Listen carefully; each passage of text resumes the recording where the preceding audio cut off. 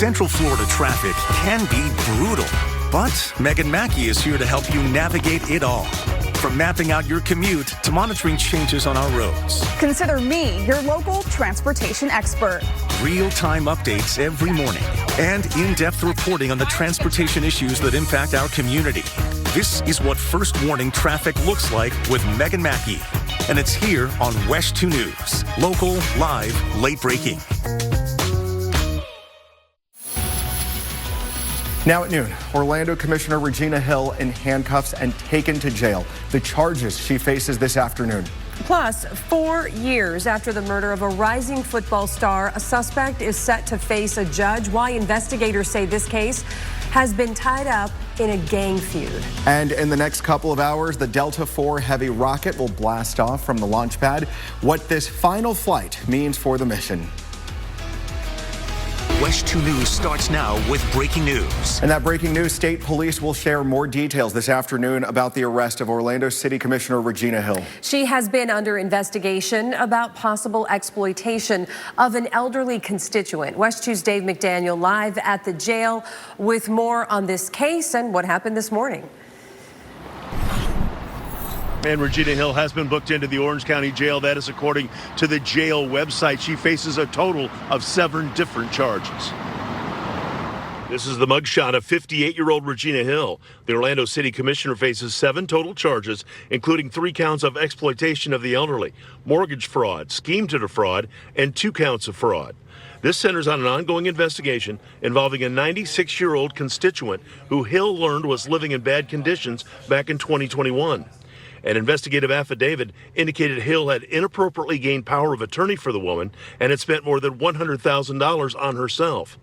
The charges she now faces, 3 counts of exploitation of the elderly, mortgage fraud, scheme to defraud, and 2 counts of fraud, reflect that. The woman's new power of attorney filed legal action against Hill, with Hill responding in a motion to dismiss that the constituent lacks the capacity to enter into any agreements or contracts due to incapacity, and that the new power of attorney has no relationship to the principal and no actual knowledge of her needs. Regina Hill faces a total of 7 charges, as I mentioned, and those bonds for those 7 charges total $40,000. I reached out to the city of Orlando. They say they are aware of the arrest, saying that would be up to the governor if there's to be any suspension of Hill from the Orlando City Commission, but that if she is suspended, the charter in Orlando would state that there would be a special election to temporarily replace her. Reporting live at the Orange County Jail, Dave McDaniel, WESH 2 News. All right, we are also following breaking news out of Orlando. Chopper 2 is over a very large police scene in a neighborhood along Dorado Avenue. So take a look. This is just south of Lake Underhill Road near South Cimarron Boulevard. There are multiple Orlando police vehicles. We saw crime scene tape and at least 1 ambulance. We do have a crew headed to the scene on the ground, and as soon as we get any more information on what's happening in this neighborhood, we will pass it along. We're also following some breaking news on the road right now. There is a crash with people who got hurt. It's causing a lot of delays on the turnpike in Lake County. You can see just how backed up it is at this hour. This is in the southbound lanes in the Mineola area. These delays stretch pretty far back, so if you're headed southbound on the turnpike in Lake County, get off, take local roads, and just know that you'll run into these delays.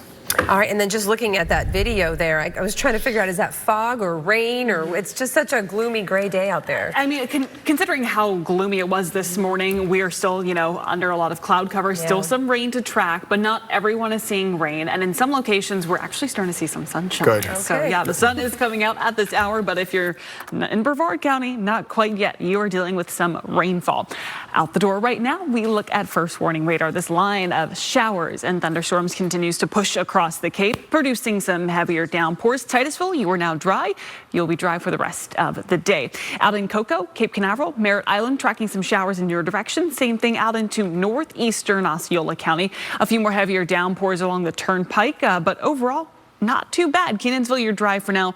Rain will be on the way. But I want to show you this outside right now in Ocala, Marion County. You can finally start to see some of that sunshine peek out in Levy County, Alachua County. We're finally starting to see clear conditions, but it's really Ocala and south and east that we have some thick cloud cover. But as this front pulls away, that cloud cover and the rainfall will clear out for the rest of the day ahead. So we will feature sunshine going into the afternoon, clear conditions tonight as temperatures gradually fall. We'll talk a little bit more about the rest of today's forecast, plus how cold it will get tonight coming up in a few minutes. The man accused of killing an Orange County high school football star is expected to go in front of a judge later today. Police believe Dexter Rents was an innocent victim caught in a drive-by shooting. WESH 2's Bob Hazen reports it's been almost 4 years since the murder. Well, some new video from Baltimore shows the moments leading up to the collapse of that bridge this weekend. You can see some flashing lights near the top of the video here after the police shut down the bridge. One driver said she was so close to being on that bridge at the time. In all honesty, if my passenger wasn't a little bit late coming out to the car and getting into it, we probably very well could have been on the bridge when it collapsed. Fortunately, crews had just minutes to stop the flow of traffic once the cargo ship put out its mayday call, which is just gut-wrenching to see. The recovery mission near that site of the collapse is now a salvage operation after searchers found 2 bodies. Officials confirm the remains of 2 missing workers. NBC's Jay Gray reports the mission shifted because it is really no longer safe for divers to operate around all that debris. Well, a flight to Orlando with more than 200 people had to be evacuated because of a strong odor on board. That flight was supposed to leave from North Carolina last night, but while everyone was boarding, there was a strong smell that no one knew where it was coming from. Well, anyways, the passengers had to get off. They had to leave the jet bridge, and one person fell and got hurt. Frontier rescheduled that flight for tonight. Lightning is believed to be the reason a Marion County home went up in flames. Firefighters from 5 different stations tackled the heavy flames on Northwest Buena Vista Road in Dunellen. It took nearly an hour to get this all under control. Officials say lightning hit the roof. The Red Cross is now helping the family who lost their home. Well, some good news this afternoon out of downtown Orlando, where officials have not reported any new cases of bird flu at Lake Eola. Last month, several birds at the park died from bird flu. In the past few weeks, officials have not seen any new cases, and because of that, they'll start rolling back some of the health precautions around the park. The swan feeders will come back, but you should still avoid touching the swans directly.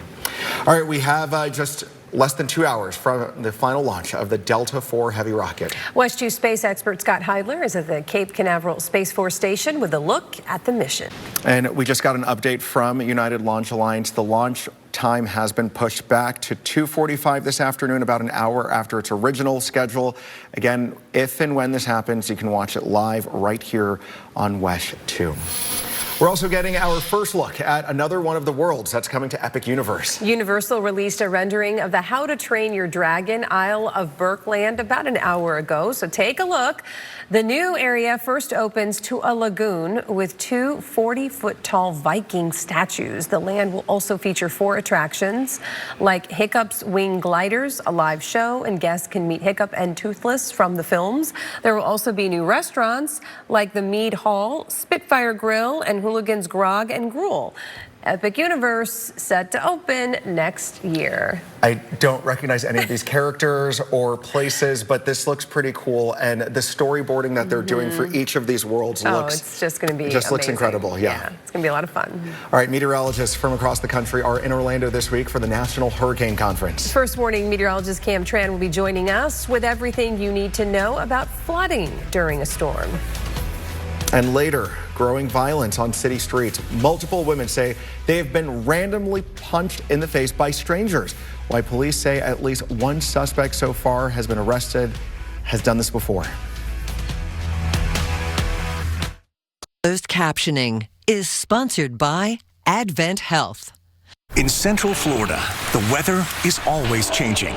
That's why we work around the clock, so you know exactly what to wear. From tracking the next big storm to how to dress the kids for school. That's why at WESH 2, we keep you at the center of what we do. Constantly monitoring the latest data so you can be prepared for what's next. No guessing, just an easy, understandable forecast, sun up to sundown. This is WESH 2 First Warning Weather, certified Central Florida's most accurate. You're watching WESH 2. Well, people living in Orange County are tired of sitting in traffic. We've all been there, but some local officials are telling these folks that the only way to solve this problem is by finding other ways to get around. Mayor Jerry Demings says the solution is to invest in more buses, trains, and safety for pedestrians. He has been making stops throughout Orange County to push a penny sales tax he says will bring better transportation to the area. The county added that sales tax question on the ballot 2 years ago, but was shot down by voters. Right now, we need to remove this car culture that we have in Orange County. If a bus runs once an hour, no one's going to take it if they want to leave now. So there will be at least 3 more community meetings on the sales tax. Commissioners will decide if it's back in April. The National Hurricane Conference is wrapping up today, and our first warning weather team has been there all week. Yeah, they've been discussing ways to keep you safe ahead of hurricane season. Our first warning weather team has been out every day. Meteorologist Cam Tran, it's her turn today. She joins us live from the Rosen Center. And Cam, the discussion has included both national and local leaders as well. That's right. They've discussed everything from what we do in terms of evacuations to even our pets. In fact, there was a session today specifically talking about what to do with animals and our pets when it comes to evacuations. There was a representative from the American Humane Society that was here to talk about the options of opening an emergency shelter specifically for our pets and animals during a disaster. Now, Florida is actually second in the nation in terms of the number of registered electric vehicles, only falling behind California with almost 900,000. Florida has over 160,000 registered EVs. Now, coming up on WESH 2 News at 4 and 5 o'clock, we'll hear from Mike once again on what EV vehicle owners should do in case of an emergency or natural disaster like a hurricane or tropical system. Again, that's coming up at 4 o'clock and 5 o'clock, along with some other developments from sessions later on today. Reporting live from the NHC, I'm meteorologist Cam Tran from the Rosen Center, sending it back to you guys. All right, Cam, thanks so much. And each one of you have been bringing some stories to help us kind of start thinking about how we could prepare and things that we should think about, even though we're still a few months out. But it's nice that it's quiet today. And it's conversations, too, where we don't necessarily think of, like, the electric vehicles. They're becoming more and more popular. So I think that's a great session for us to listen to, or at least gather information on, all the experts and everyone. So, yeah, I mean, these conferences are great. And looking forward to the next one, and hopefully looking forward to a very quiet hurricane season. Yes, let's make that happen. Yeah, let's all knock on wood, right? We are looking at some rainfall this afternoon across parts of Brevard County and Osceola County. But the morning showers that we had north and west of town, now done. We're starting to see the sunshine as well. Heavier rainfall working from the Cape, Merritt Island, Cocoa Beach, offshore. We also have another round of rainfall moving towards Satellite Beach, Melbourne, and a couple of more showers approaching Kenansville and Yeehaw Junction. But for the most part, much of the cloud cover north of town is gradually beginning to clear as our cold front works down to the south and east. For the rest of the day ahead, well, we're going to expect dry conditions by 2 o'clock, completely dry across central Florida.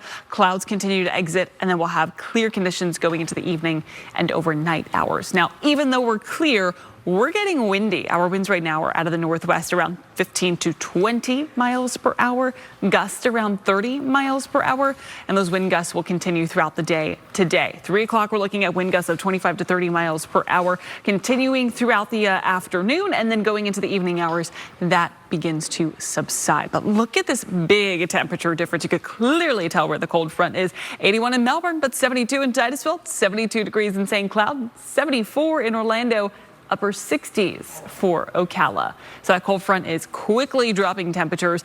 Today, we will only see high temperatures reach the 70s, a couple of 80s just to our south because of that front. Have that jacket handy. Temperatures will be in the 40s and 50s. Then tomorrow afternoon, we're in the low and middle 70s with winds picking the northeast at 10 to 15 miles per hour. Your first warning 70 forecast actually features a nice into the holiday weekend. Tomorrow, plenty of sunshine, temperatures in the low and 70s. And Sunday, our ridge of high pressure builds. So we'll be back into the low 80s on Saturday, middle Easter Sunday. Monday, still middle 80s, but then look what happens on Tuesday. High temperatures reach the upper 80s to near 90 degrees. That's ahead of our next cold front that is set to arrive on Wednesday. Coming up in the next half hour, we will have more details on your Easter forecast. Well, Germany wants to restrict some of its most popular dogs. Yeah, dachshunds, schnauzers, even German shepherds. Why the country is trying to put a ban on breeding these animals. Closed captioning is sponsored by the Flooring Center. I'm Frank Nicotero, and this is a game show. I ask people questions inspired by the wildest and wackiest news stories for a chance at a cash prize. Money! Wait, what happened? Stream for free only on Very Local. Some shocking moments caught on camera. We'll show you what happened to a woman's car while she was asleep. The owner couldn't even until she saw the video. And these two dogs clawing their way into a car, causing thousands of dollars in damage. And if they can do that to metal on a car, they tear a human being up. That's what I was thinking. Yeah, why those dogs did that in the middle of the night. And a new way to help victims of violent crimes. What officials hope will encourage victims to come forward sooner. Local, live, late-breaking. WESH 2 News starts now. All right, welcome back. We want to get you started this half hour with our forecast because these showers many of us have seen are starting to clear out. Yeah, we're finally starting to see the sun in some locations, including Marion County. So that's great news for the rest of our forecast. It's just going to be a little bit breezy. So hope you're not wearing a hat. Hope it's not a hat day. Okay, no.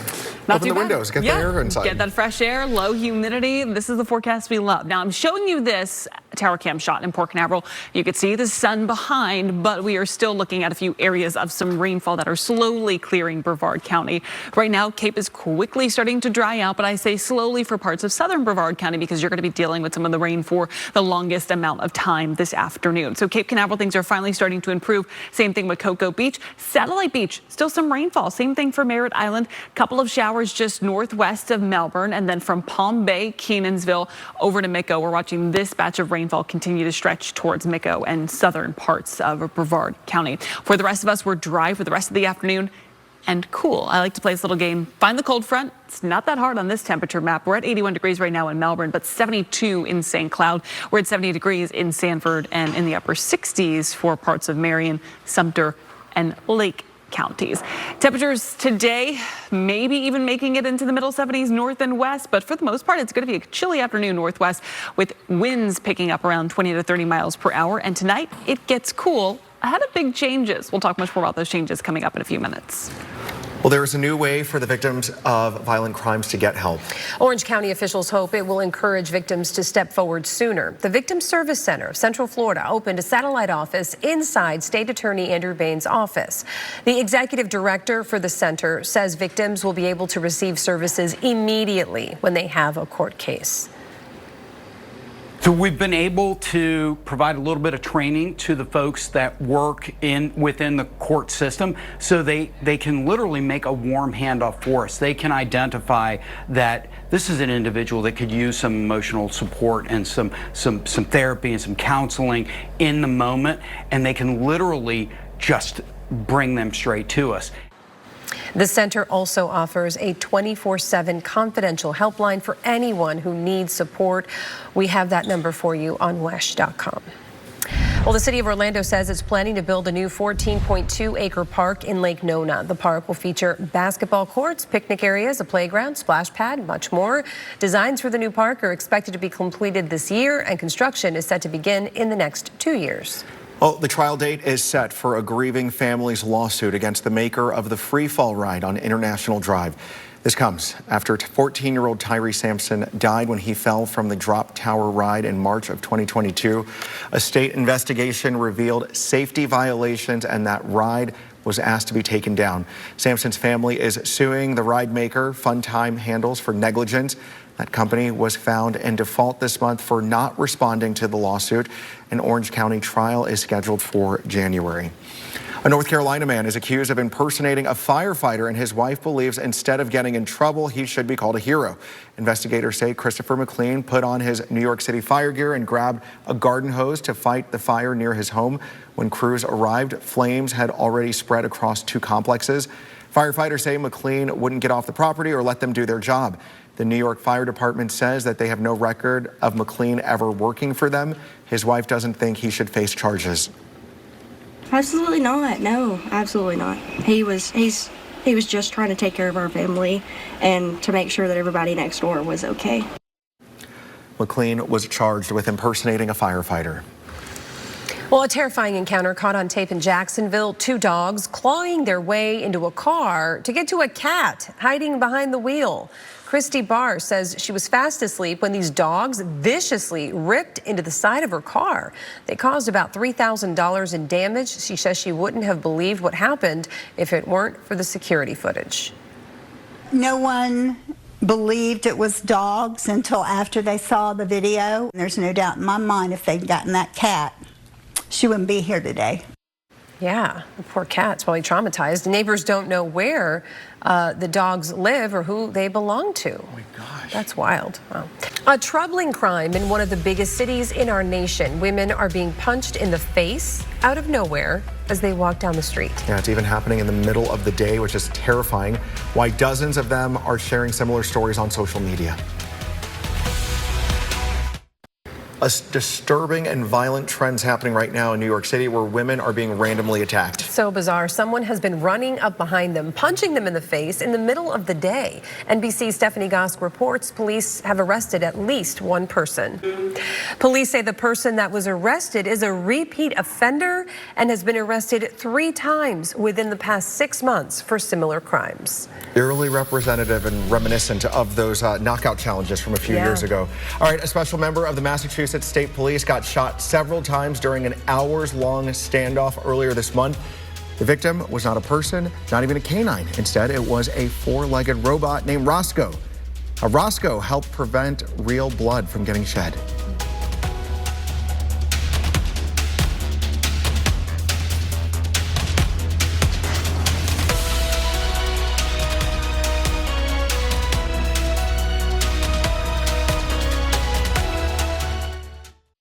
A robotic police dog took bullets that were meant for its human partners during a standoff in Massachusetts earlier this month. As Steve Cooper explains, police say these robots may prevent a real tragedy from happening during similar tense and dangerous moments.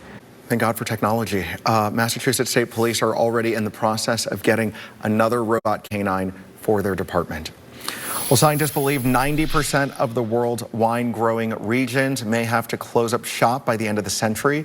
Growing grapes suitable for wine depend on very specific temperatures, precipitation, and humidity, and climate change is threatening that. Regions that could be affected include Southern California, Italy, Spain, and Greece. All right, let's get you outside now for another check of that forecast as we're seeing a major change happen kind of as we speak because everything's clearing out. And a really good change at that. Sunshine's back for many. For some, though, we are still dealing with some cloud cover. Let's take you outside right now in Daytona Beach where we see a lot of that cloud cover. But as drier air pushes in, it'll move that cloud cover out from northwest to southeast, eventually giving us clear conditions before sunset tonight. Marion County, parts of Sumter County already seeing that sunshine. For many, we're still socked in with the cloud cover as our front slowly works down to the south and east, still producing some showers and some heavier downpours to parts of Brevard County. But for the Cape, you're dry. Areas north, you're dry as well. It's really south of Cocoa Beach, around Satellite Beach, Melbourne Beach, Patrick Space Force Base, Palm Bay, and Micco that we see some showers and still some lingering pop-up showers towards Kenansville and Yeehaw Junction that are continuing to work into Indian River County. There's that front. It's moving away from us. Drier air is working in. So for the next couple of hours, just expect those clouds to clear, eventually giving way to plenty of sunshine by the 5, 6, and 7 o'clock hour and clear conditions overnight. Winds right now, though, because of that front, pretty breezy. Out of the northwest, around 15 to 20 miles per hour. Peak wind gusts today so far with that front have been around 30 miles per hour. We shouldn't exceed 30 miles per hour, but that may be a problem for the Delta IV heavy launch later on this afternoon. 140, we're looking at 30% favorable weather conditions, mainly due to winds and cumulus clouds. Now, right now, there's a huge difference from the Space Coast to southern Brevard County. It's 73 right now in Titusville, but 83 degrees in Melbourne. Even cooler in Palm Coast at 64. And we're at 70 degrees in Wildwood. Today we'll be into the 70s, just a couple of 80s for our south and east locations. Otherwise, tomorrow morning it gets cool, so you want that jacket. Temperatures will be into the 50s, couple of 40s, and then tomorrow afternoon, winds are out of the north-northeast at 10 to 15 miles per hour, only warming us up into the low and middle 70s. We'll have plenty of sunshine tomorrow. High pressures in place going into the weekend. That will give us abundant sunshine, and as that ridge slowly builds, it's going to warm us up as well. Saturday, we'll have a high temperature of 81 degrees. Sunday, even warmer at 83. But if you are going to a sunrise service on Easter Sunday, just be aware it is going to be a little bit chilly outside. Temperatures into the 50s, but by midday, we're warming up to 83. And then dinner, 79 degrees. Your first morning 7-day forecast features the middle 80s on Monday. Tuesday, we're warming up into the upper 80s. Next cold front arrives Wednesday.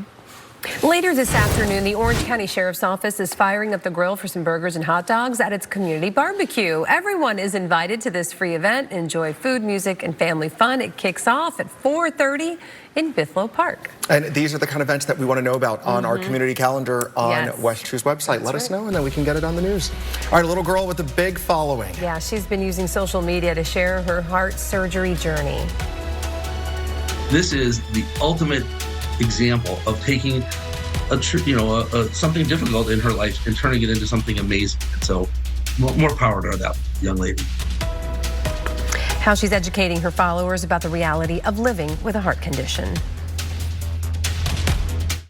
Closed captioning is sponsored by Rubenstein Law. Injured? Call 1-800-FL-LEGAL. A little girl in Ohio is using her social media platform for good by sharing her journey with a congenital heart defect. Her story is inspiring and educating a whole lot of people on TikTok. Tessa DeTiro shares the heartwarming story. She's amazing. And we're hearing Aubrey gets regular checkups with her cardiology team and is doing well. Creating compassion and helping people to learn about something that she's going through during that process. Well, state police will share more details this afternoon about the arrest of Orlando City Commissioner Regina Hill. She has been under investigation about possible exploitation of an elderly constituent. She's in custody right now on a $40,000 bond. If she's removed from her position by the governor, a special election will be held. We'll have updates at 4. And when that news conference happens, we will bring it to you on WESH.com, and any updates throughout the day, you'll find them there as well. We'll see you again at 4.